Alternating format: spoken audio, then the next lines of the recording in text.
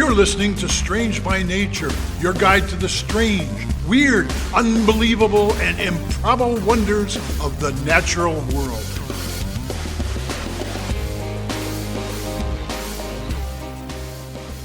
Hello, everyone. Thanks for being here today. I am Kirk Mona, and I am joined today by Rachel Ginza and Victoria Thompson. We are all professional naturalists who together have scoured the world for weird and wonderful wonders just to please your mammalian brain's desire for novelty. Isn't that nice? Let's do this. Welcome back, everyone, to the show. We've got the whole gang here today. Yeah. Awesome. I'm a little singy mood today, which is a wild thing.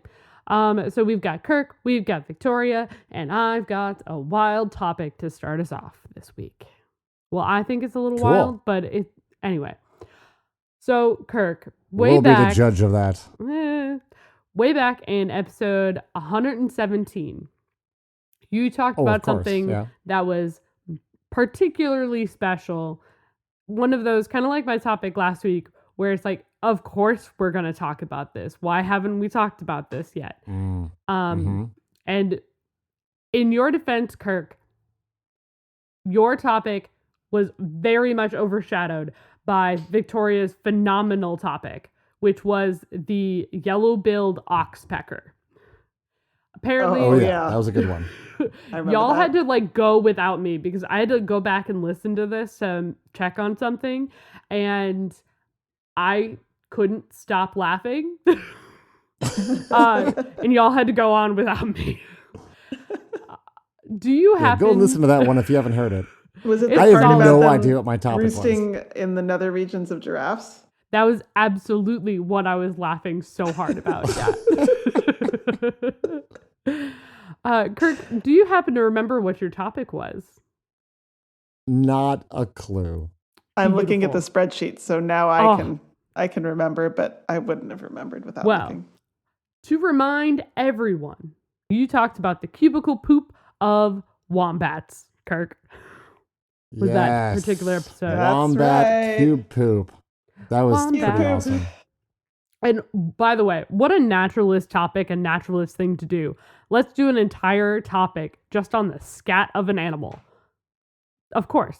I mean, it's extraordinary scat, I will say.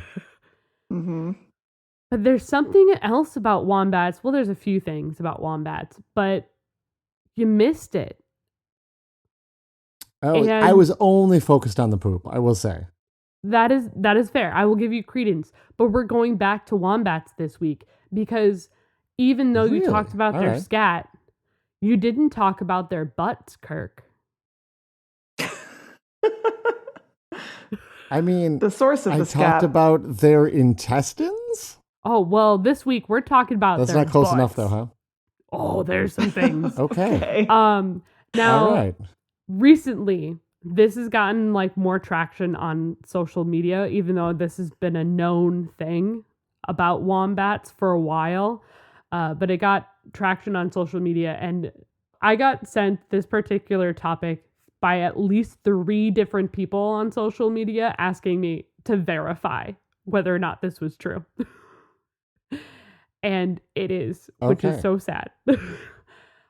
So wombats, cute, fuzzy little creatures, little marsupials, super fun, super adorable, have short little legs, kind of look like rodents, make little burrows in the ground. They have their backwards facing pouch because they create tunnels and burrows in the ground. That's where they spend a lot of their time. That's where they keep themselves safe and everything. Bigger than you would expect, but they're short to the ground. But something that is super important that we're not talking about that. We're not talking about wombats themselves. What about their butts, Rachel? What is it about their butts? We got to talk about their butts. Well, first thing, their butts are used for defense. I have some coworkers like that. So their butts, it looks like a fuzzy little butt that you can squish, right? You can't, because all their butts they have 4 cartilage plates that cover their back end, Okay, that is Butt just armor? cartilage, fat, and skin and fur. That's it. That cover the back of their butt. All right. Okay. And they will Rock go hard forward glutes, yeah. into their tunnels, and they will be predated upon by like dingoes and wild dogs and things. Okay. So they don't have a tail. So often what will happen is they will block the passage for their babies and everything. They'll block the passage to their burrow with their butt. And then whatever creature is trying to get at them, they have short fur and it's all cartilage. There's nothing for them to grab on. So it prevents them from like being dragged out or anything. So their butt, So you can't grab a wombat booty. You cannot grab a wombat booty. Wow. Wow. Total hard ass. It's intense.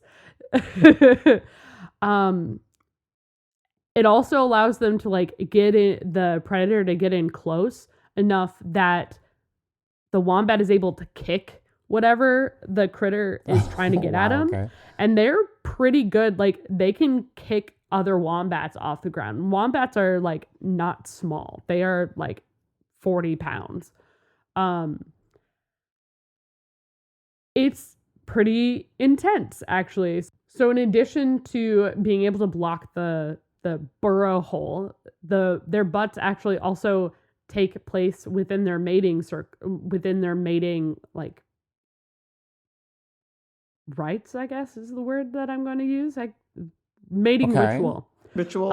Females will go females will go and bite the butts of the mates that they are interested in. They'll go and just give them a little nip. And it doesn't hurt anything because it's just cartilage. So they don't really have much nerves back there.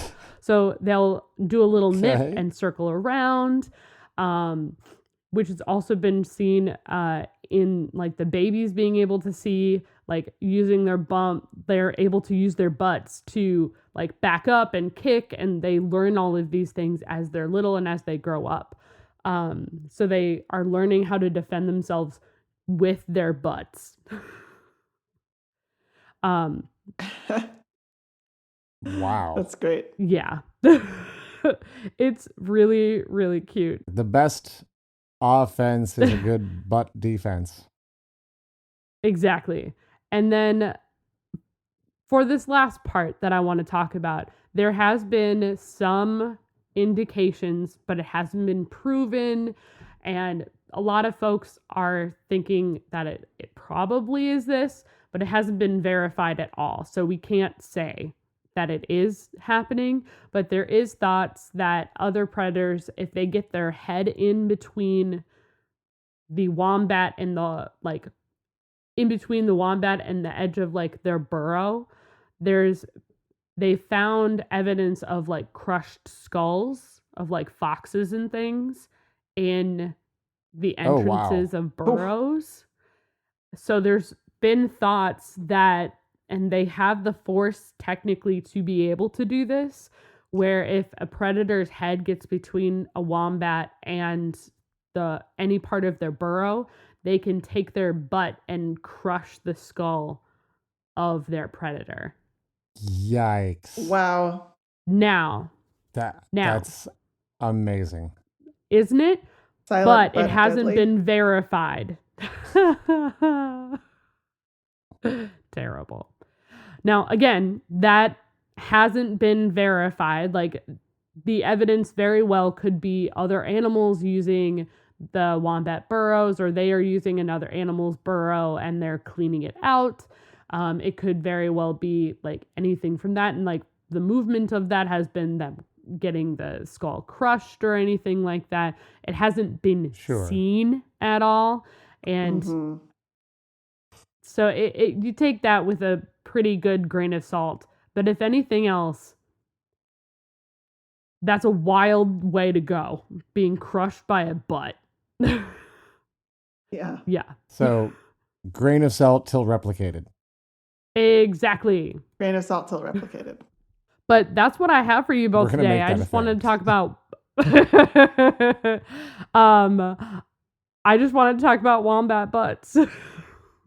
Skull crushing butts. Wow. Yeah. Thank you, Rachel.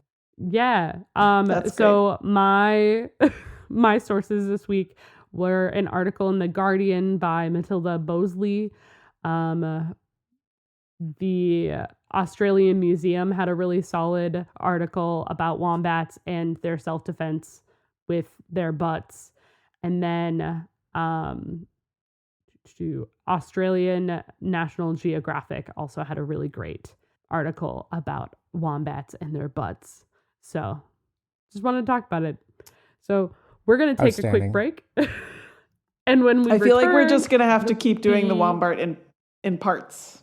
Like, yeah, we can't cover the wombat all in once. We got to go. We're making our way from outside of the wombat to further up the wombat. Wait till you hear about their clavicle. Okay. Oh, man.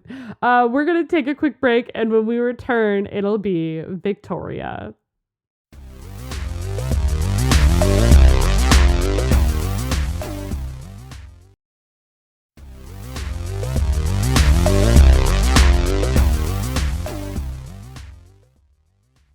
Well, we're back, and today's topic was suggested to me by friend of the show and patron Amy. So thanks, Amy. Woo-hoo. Amy sent this article along. There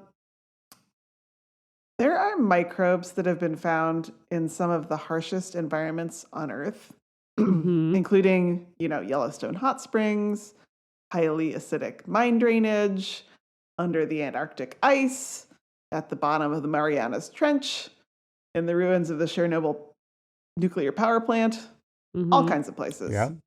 They're kind of everywhere. These types of microbes that thrive in extreme environments are called extremophiles due to the extreme nature of the environments they live in, which would kill most other types of microbes. But now some new research has come out cataloging the microbiota of an extreme environment that has never before been explored in this manner. Yeah. Okay. So Dr. Alba Iglesias, Oh. Dr. Alba Iglesias of the Institute for Integrative Systems Biology in Valencia, Spain, and her team have gone to the deepest, darkest reaches of the microwave oven. Oh my gosh. That is really fascinating, actually, when you stop to think about it. Yes. I'm thinking about it. I mean, yeah, okay. That's an extreme place to live. Yeah, it goes cold and then heats up for various there's lots of microwave radiation. I think. Yeah. My microwave sounds like it's trying to give me cancer every time I use it. So. Well, and not just hot, but like the way that it makes things hot is pretty hostile to life. Yeah. It preferentially heats up water. Right. So bacteria and other microbes that live in microwaves have to endure heat, as you mentioned, sudden changes in temperature, desiccation, and microwave radiation. It's a lot. So Dr. Iglesias took 30 microwave ovens from 3 different types of locations. So it was domestic, like somebody's house, shared Power domestic, store. like an office kitchen. Oh, nasty. Gross. And laboratory. Okay. Okay. So I'm just going to note here that laboratory microwaves are never used to heat up food. They're used to heat up chemical or biological solutions, reagents, samples, that kind of stuff. There's often a label on the microwave that says, do not put food in here. Yes. Right. Stressing never supposed to be used to heat up food. Well, yes, we can stipulate that. Yeah. Shouldn't be used to heat up food. Yeah. Correct. Who knows? We can't say what goes on. But let's say that generally they're not used for it. So it turns out when you have an appliance that is used by humans, a lot of the microbes that hang out on the appliance or in the appliance are common on human skin and are mostly harmless. Okay. Sure. That tracks. They found a lot of those in all three types of microwave. They did also find some potentially disease-causing bacteria that are not common on human skin, but are sometimes found in human mucous membranes. So examples of these, they were only looking at the genus of bacteria, not the species. So Okay. genus Klebsiella and Brevindomonas, apparently pathogenic. These types of human-sourced bacteria from skin and mucous membranes were found in all three types of microwaves. Wow. I don't love that. Overall, it sounds like the type of bacteria found in the three different microwaves was more similar than it was different, but there were some differences in the type and diversity of bacteria. As you might expect, the domestic microwaves had types of bacteria that are typically associated with food. Makes sense. Yeah. Yep. Examples include Shawinella, Enterobacter, Aeromonas, Lactococcus, or Klebsiella. Stomach-turningly, the authors point out that they are, quote, typically associated with degradation or spoilage processes, unquote. Yeah. And Yeah. there I mean, are... that makes sense because they're growing on probably leftover spilled food, Yes, right? that's well, right. yeah.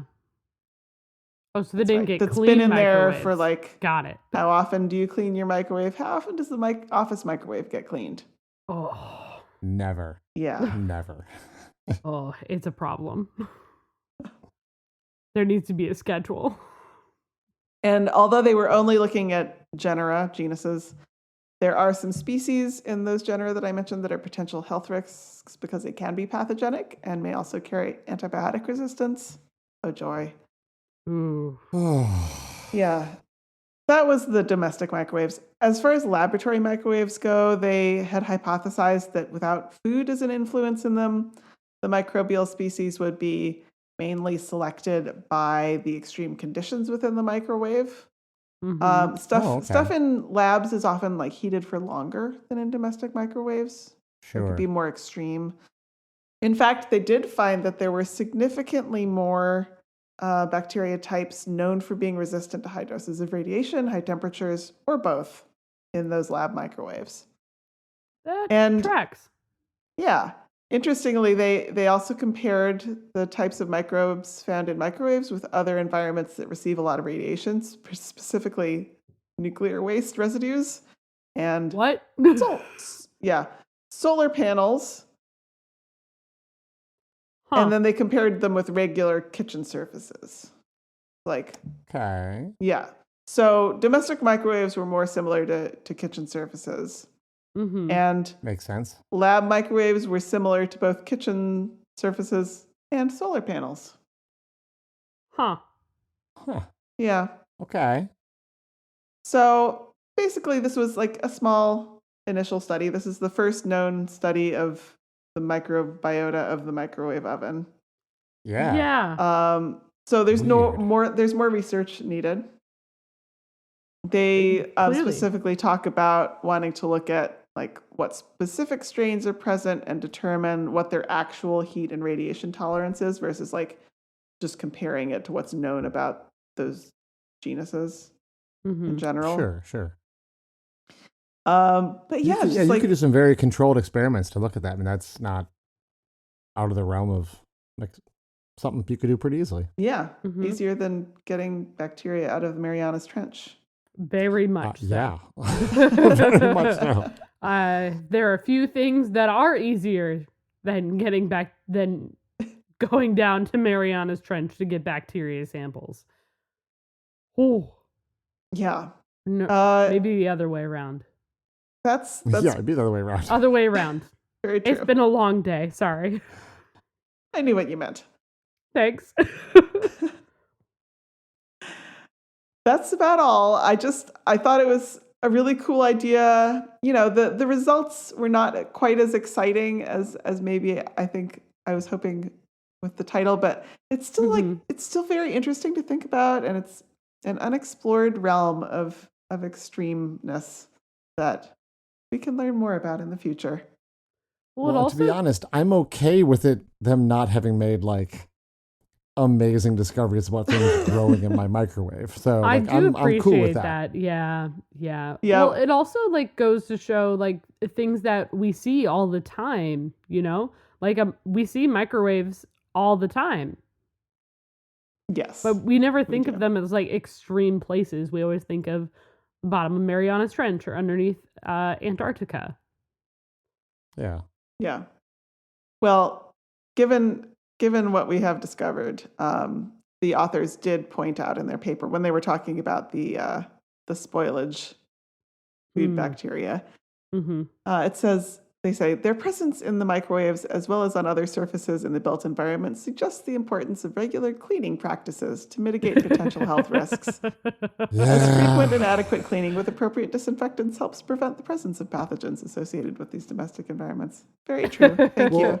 And good idea. On that note, actually, I know some family members and stuff who said, oh, when you're cleaning in the kitchen and your dish rag gets dirty, pop it in the microwave and give it a little nuke, and that will kill off the bacteria. And then you can go on using that, dirty rag. And it's like, no. Well, no. Great. Get a clean one. Yeah. Stop putting your stuff in the microwave because that's not going to kill off some of these bacteria. Because then you have to clean the microwave with that same dirty rag now. Which isn't going to work for multiple reasons. Snake eating its own tail or something.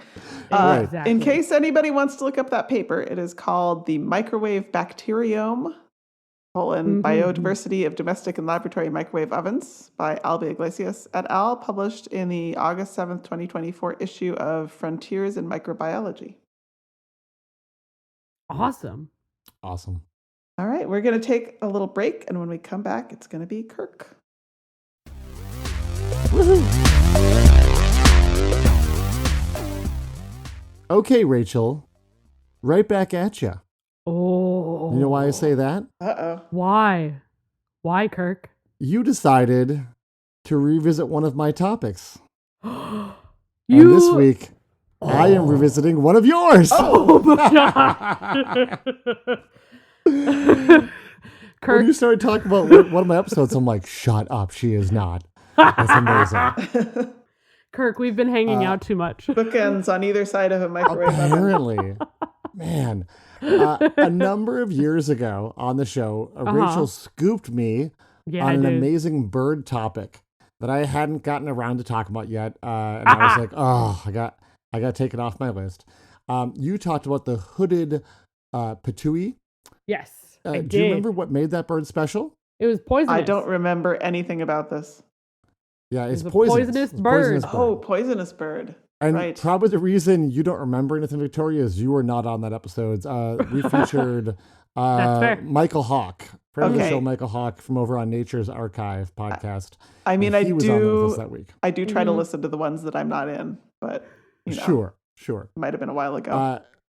So yes, indeed. It absolutely was. Rachel, the hooded patooey is a poisonous bird, and I did make a big deal about having to take it off my list. But here's the thing. The hooded patooey isn't the only poisonous bird in the world. Oh, that's true. So, really? 2 years later, let's get to part 2 of the story. Okay. Kirk. So the hooded patooey is from New Guinea, and so is some other poisonous birds. There seems to be some disagreement on how to pronounce the name of one of these I want to talk about. As far as I can tell, it's the ifrit. The ifrit may be the most correct way to say this, but some people say ifrit or ifrit or ifrit. So choose your poison. I'm assuming the name is actually in reference to an Arabic demon called the ifrit, which is a spirit of the underworld that inhabits deserted places, causes misfortune and bad things to happen to people, which is a pretty wild and awesome thing to name a bird. Now, specifically, This is the blue-capped ifrit, and somehow that like makes it sound a little less scary that it's the blue-capped, but maybe I'm wrong. And much like the patui, the ifrit eats toxic beetles that contain a version of batrachotoxin, which then bioaccumulates in their skin. And this likely keeps away parasites, like you talked about, but also discourages predation. And humans touching an ifrit can experience numbness and tingling, which is what Rachel mentioned before. But also, weirdly, I don't know if you talked about this one, it can cause sneezing, which is weird. But that's, sneezing isn't fatal. It sounds more like a mild inconvenience. But I don't think eating these would not be a good idea. That would be so bad. Batrachotoxin is particularly nasty. And I know Rachel talked about this already, but it was 2 years ago. So batrachotoxins jam up the sodium ion channels of nerves by, catch this, irreversibly bonding to them and forcing them to stay open. Oh. And what this does is it stops all nerve signals from the spine to muscles. So basically, of course, it leads to paralysis.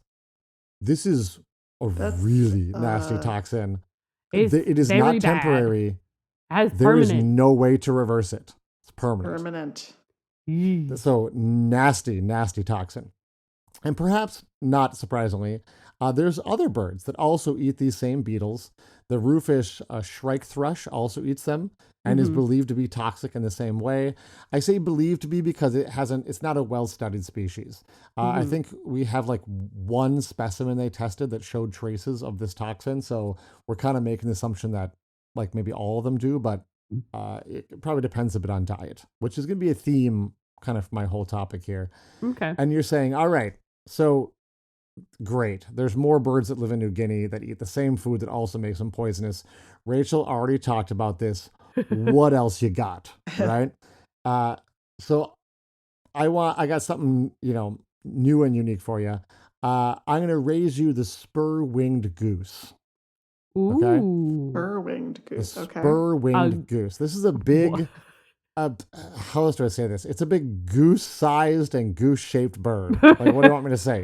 It's a goose. It's a goose. Yeah, it isn't all that remarkable looking. They are widespread across sub-Saharan Africa. They're one of the biggest waterfowl on the continent. And they seem like they'd be a good meal, but I can highly recommend against having one for dinner. They can be poisonous. Oh. I do say can be, because much like the previous birds we talked about, they're not poisonous on their own, but we have a beetle to blame. Okay. Spur-winged geese can eat large quantities of blister beetles. And these beetles contain a different toxin, I believe it's called cantharidin, and cooking the flesh does not get rid of the toxin. And just 10 milligrams of this toxin can be fatal to humans. What? Lovely. So, not a good thing. If someone invites you over for a nice roasted spur-winged goose, you should probably politely decline. Yeah. Now, closer to home to where we live, we have the strange case of poisonous ruffed grouse. Oh. Right. Weird, right? Now, you said ruffed grouse? Yeah, you certainly have ruffed grouse up where you live, right? Yeah, they're the dumbest birds I've ever met. They've flown into my car. Yeah, fair enough. Fair enough. Look, they are a popular game bird to hunt and to eat. So having them being poisonous, that doesn't seem right?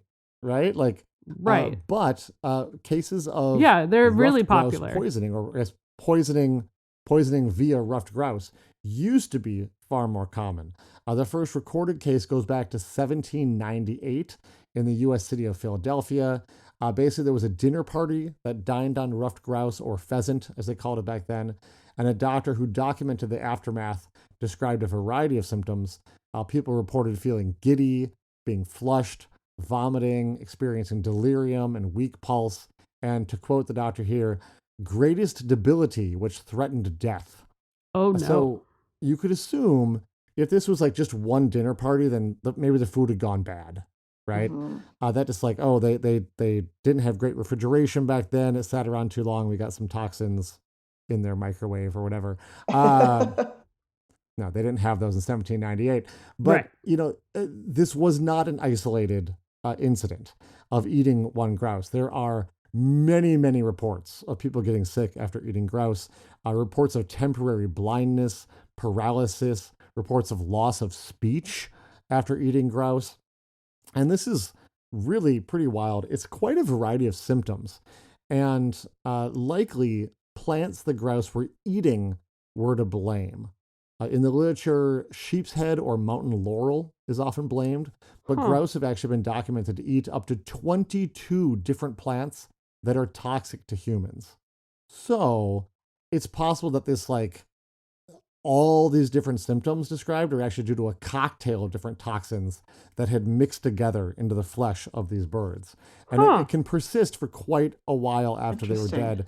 There was reports of pickled grouse, which, like, gross. Oof. But people would pickle grouse, and people would eat some that was 4 months old and still get sick. So there was these toxins would stick around in the flesh. Imagine getting sick after eating 4-month-old meat. Who would suppose that would would have thought, right?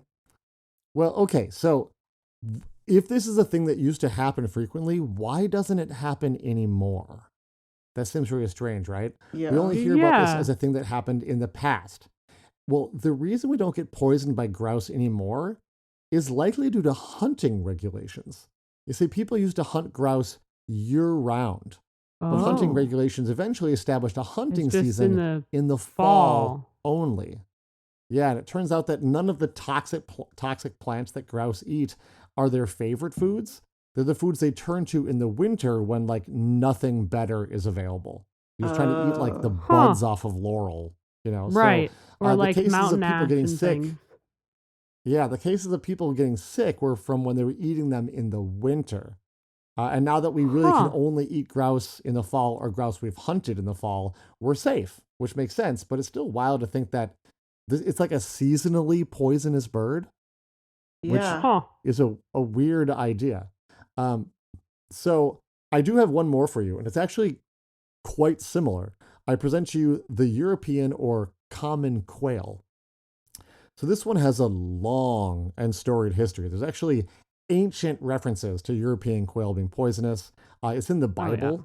The riveting page-turner chapter called Numbers has a passage about the Israelites consuming a large amount of quail and getting sick. Also, Aristotle, Plato, and many other authors of a similar time period wrote about quail being poisonous. It kind of seems to be like the go-to example that was used of a poisonous animal for a really long time. People are like, well, what's an animal? It's poisonous. Everyone's like, oh, well, quail, of course. And there's even a name for the sickness caused by eating quail. It's called coturnism. It's actually named after the common quail, whose genus species name is Coturnix coturnix. So it's coturnism is the name for getting sick from eating quail.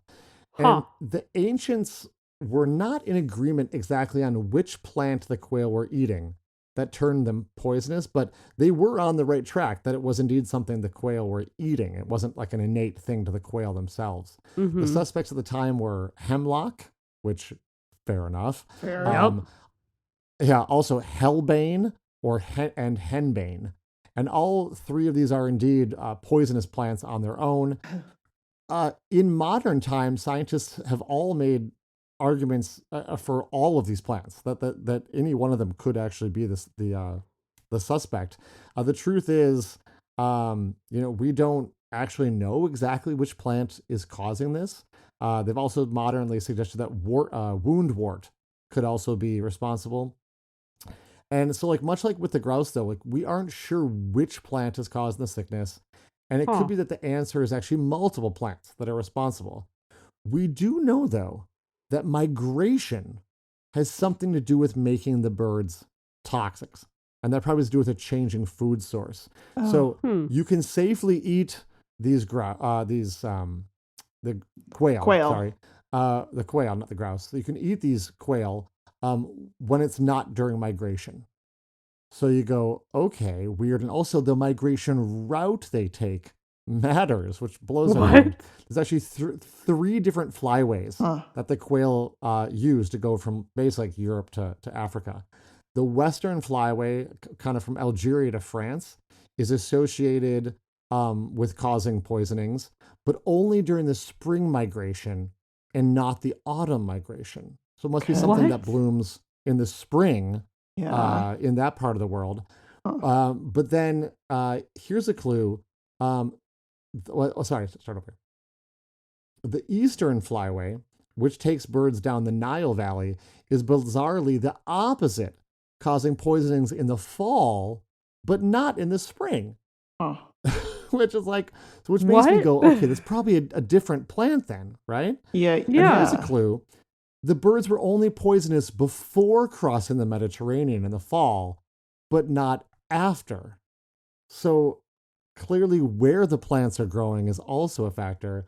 And then there's a central flyway, which basically has the birds going up and down Italy, and it is not associated with any poisonings in either direction, which is like, so it's starting to kind of pinpoint that like certain plants growing in certain places that they're eating, some that are probably spring plants, some that are probably fall plants. Yeah. That makes me go, come on, these have got to be different plants.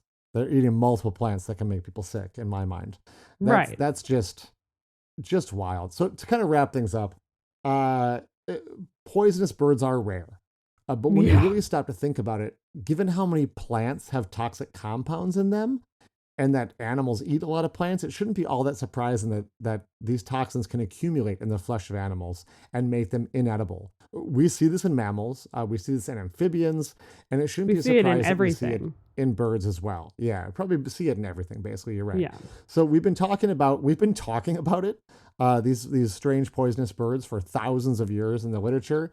And in the case of quail, I feel like we're actually, with some of the newer research, getting closer to finally understanding what's the cause. But you started off, Rachel, talking about these kind of obscure birds in New Guinea. And it's like, common quail, ruffed grouse. There are some birds that are much more familiar to a lot of our listeners that also can be toxic if eaten, at least if eaten at the wrong time. Dang. So my sources this week were Medical News Today, Wikipedia, meateater.com, and the Journal of Cultural Geography. That's a great name. Meateater.com. Apparently, yeah.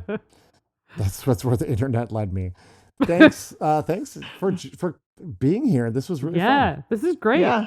I can't believe we bookended like that. I know, that was really wild. Funny. We are closing in on one of our favorite things of the year, the Halloween episode. Halloween, it's almost Halloween. Oh, so mark your calendars. It's coming.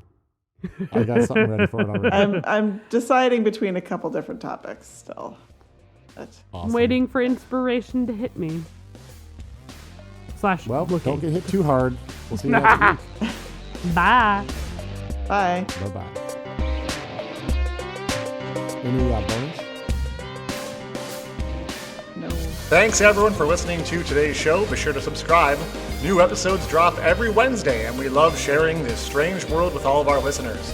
If you would be so kind as to leave us a 5-star review, that would be great. It lets other lovers of the strange discover the show. You can reach out to us on social media by searching for Strange by Nature Podcast on Twitter, Facebook, and Instagram. You can send us an email as well. Our address is contact@strangebynaturepodcast.com. If you want more information about the show, you can also check out our website, which is strangebynaturepodcast.com. Until next week, get outside, stay curious, and embrace the strange.